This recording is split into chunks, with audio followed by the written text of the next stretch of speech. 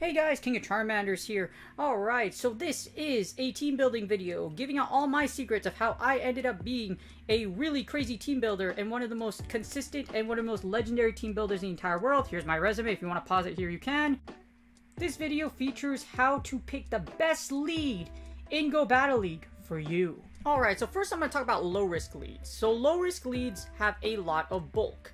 I'm going to use a Azumarill as an example. It's extremely bulky, has a lot of HP, and can tank a whole lot of damage. Even if it is weak to a move, unless it's like a solar beam, a Azumarill can likely live. Actually, fun fact, the Azumarill can actually live an entire solar beam. Low risk leads also allow you to save shields, and they give you a lot of opportunities to sack them. For example, things like Umbreon, if you have a lot of opportunities to give up switch and save their HP for third shield, so you can sacrifice them. A lot of sack swap opportunities, which is really good. And they have a wide range of type coverage. Well, they usually do. Not all of them do, but like I said, Azu is a good example of this. For example, Azu does have a wide move pull option of Play Rough, Ice Beam, and Hydro Pump. It's very, very versatile, very, very powerful. With that move pool, you can cover a lot of things. And even if you don't, things like Skarmory, etc., because you have so much bulk, you can usually threaten and get a lot of moves off before you go down. Now, they also work with many team compositions. A good example would be the Reggie-Azu core or the Swampert Skarmory core that's popularly used today. They work with many other teams because they're really bulky, and they can also easily cover other weaknesses of different leads or different team compositions.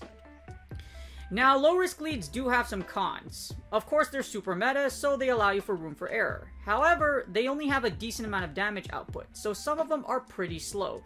A good example is definitely like Hypno and Umbreon. Because you use 3 and 4 turn moves, it takes a little bit before you actually get to your charge moves. And they can still get one-shot. A good example would probably be a Blizzard. If you've seen it plenty of times again, have you seen Altaria get Blizzard by Daddy Cash?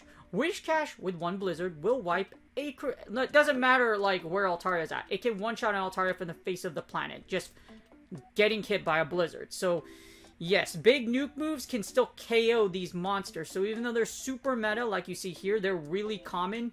That's what makes them also a problem. Because they're super meta and they're super common, a lot of people know how to play around them. And they definitely know how to...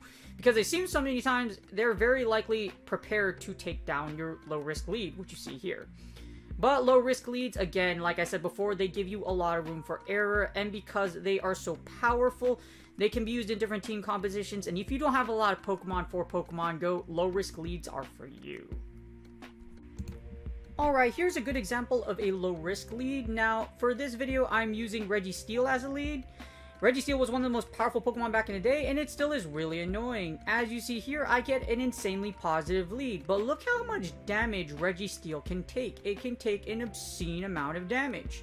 So Registeel was, in my opinion, the best lead in Season 1. Because with Registeel, you could beat like so many other leads, and it was so tanky and oppressive back in the day that you could do so many things with it. If you played the Regimirror well, Registeel is an absolute destroyer, and it took me to rank 10. It used to be a part of my Mega Beam team, which you will see here. But as you see, low-risk leads can take a ton of damage. They allow for a lot of room of error, so then you can make a lot of mistakes, and it could still, like, you could still third shield, you could sacrifice them, you could do so many things with a low-risk lead. Because they're just that powerful. A good example of a Registeel nowadays is Galarian Stunfisk. Galarian Stunfisk is essentially Registeel's replacement, and that's why it's so powerful. Because it's bulky, it can charge moves quickly, and it's just that good. As you see here, this poor bunny is about to get beamed. I love this team back in the day. Registeel is an incredibly low-risk lead back in the day because, like I mentioned here, it's so bulky. It has a, it's one of the most meta Pokemon back then, like one of the most powerful Pokemon, and it was just really, really good. So that's why low-risk leads are really good, because they give you a lot of room for error, they're very, very powerful, and they will likely make you really comfortable, especially if you win the lead like this match. And then you have high-risk leads.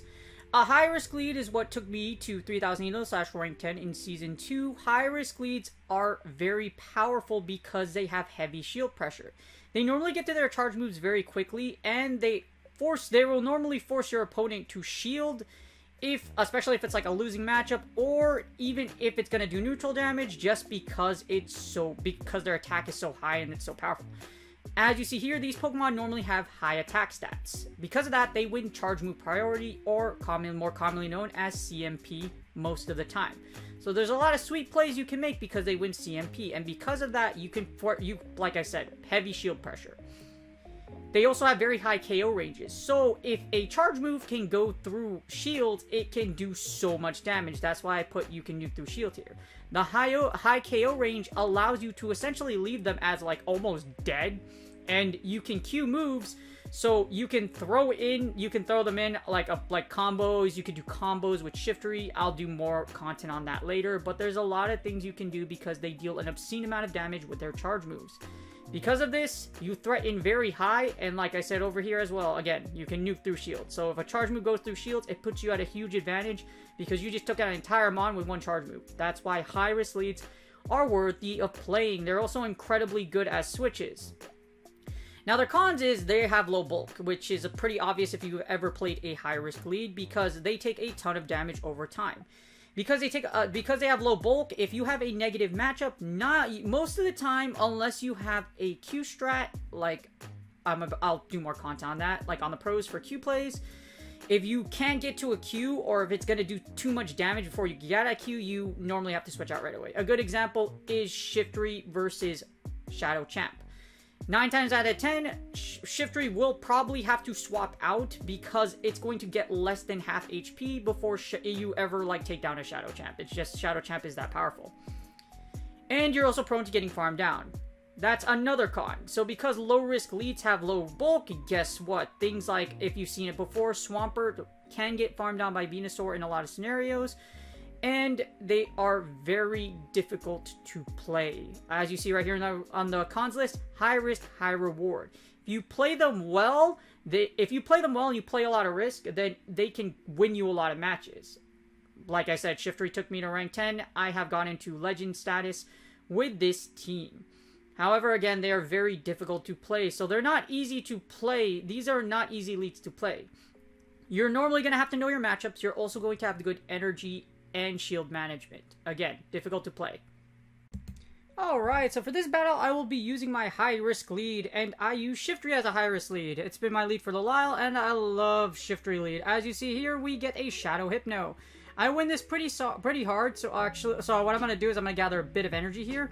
I'm actually using the non-Shadow Shiftry variation. The Shadow Shiftry variation took me to the #1 most powerful team on Great League in Season 4 for PV Poke. For this one, this is the one I actually used to make rank 10 in Season 2. As you see here, I'm going straight for the foul plays. Well, actually, I baited. I'm going to use foul play here. I want to grab both shields, and this is what I mean by your opponent has heavy pressure. My opponent elects to stay in when I don't know why. It's actually very strange to me. So all I do is they force both shields on me because I don't want to eat a fire punch. Now I'm going to fire off this foul play, and I'm going to do something really sweet here. Remember I talked to you about queuing moves? Watch this. 3, I swap and catch my opponent's flash cannon like a god. Now we have a move queued for our high risk lead. This is a very advanced strategy. As you see here, our opponent is frantically trying to get to another move because I can take it out with my DD. As you see here, DD should be able to live another flash cannon, but as you see here, this is why a high risk lead is so good. If you're a really good player and you have really good skills, it can take you to the promised land. However, it's very difficult to play. I had to swap out because I didn't want my Shiftry to die with that flash cannon.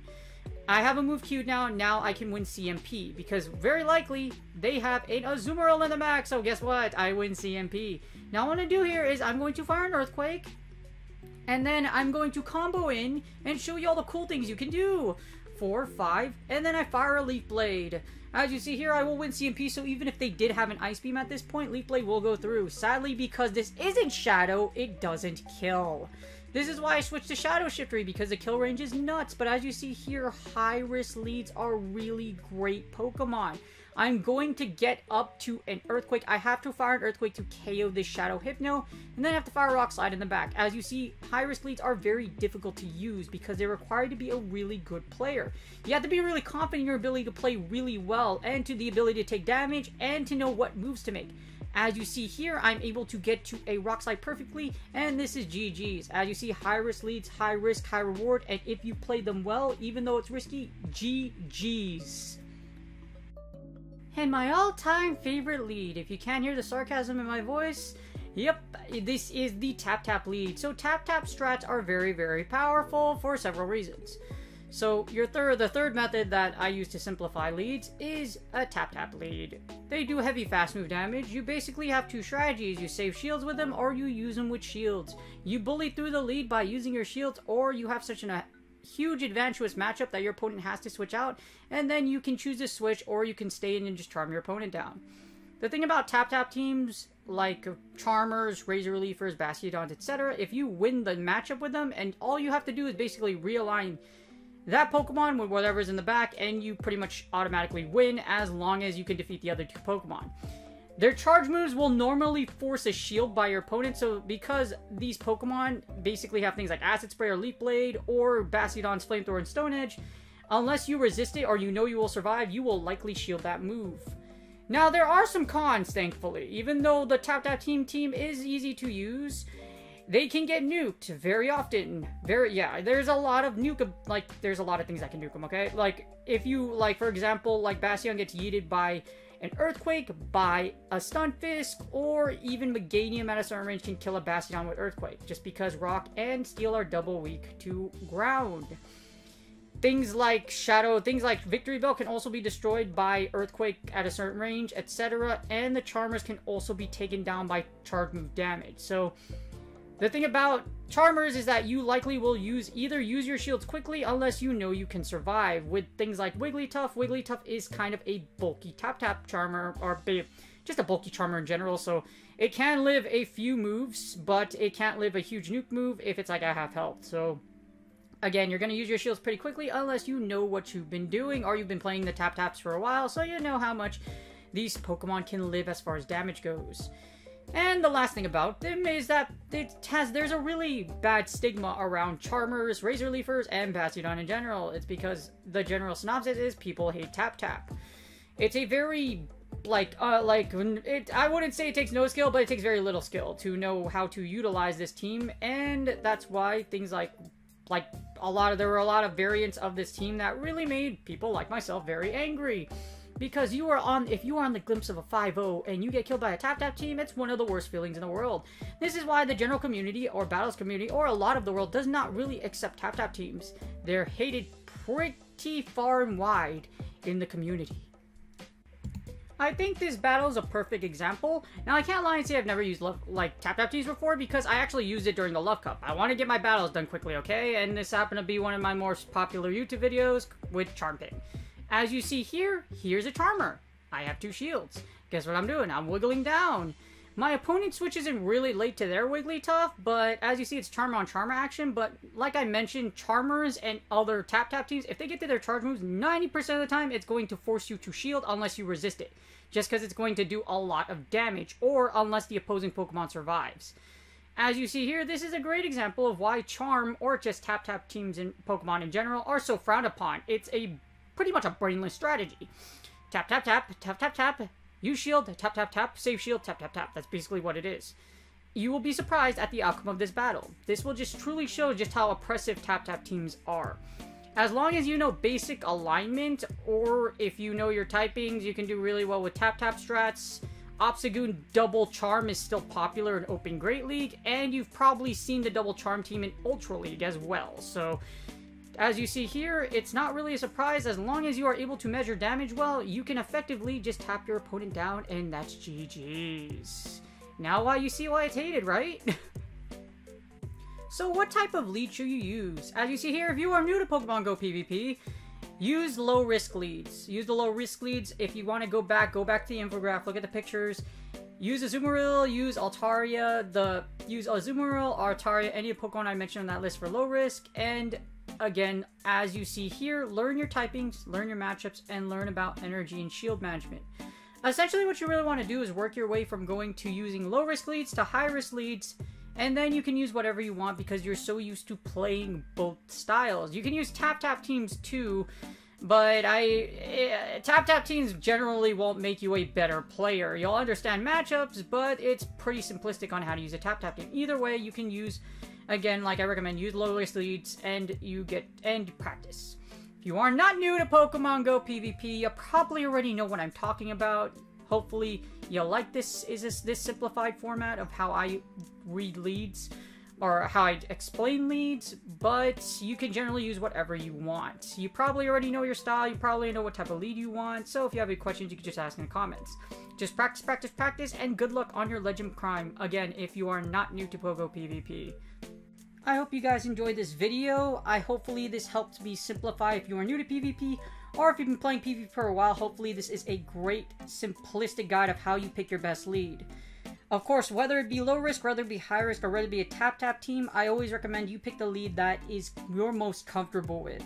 Everyone has that favorite lead they like. For me, it's Registeel and Shiftry. If you really like those teams, or that Pokemon, I really recommend you use that as your lead and then build a team around that. That, in my opinion, will be your best lead.